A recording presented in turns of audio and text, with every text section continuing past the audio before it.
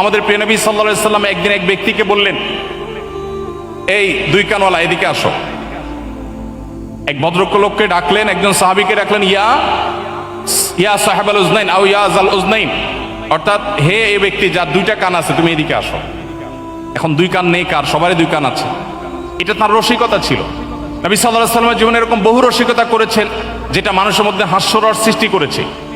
এবং ইসলাম বিনোদনকে অ্যাপ্রিসিয়েট করে, অ্যালাউ করে। মানুষের বেঁচে থাকার জন্য বিনোদনের প্রয়োজন আছে, কিন্তু বিনোদনের নামে আপনি কাউকে নিয়ে ট্রল করা, কাউকে রোস্ট করা, কাউকে অপমান করা, কাউকে হেয় করা, এটা কোন অবস্থা ইসলাম অ্যালাউ করে না। আমরা অনেকে মনে করি আমরা তো দুষ্টমি করে করছি, অথচ দুষ্টমি করেও কিন্তু এই কাজগুলো ইসলাম কোনোভাবে করবার সুযোগ আমাদেরকে দেয়নি।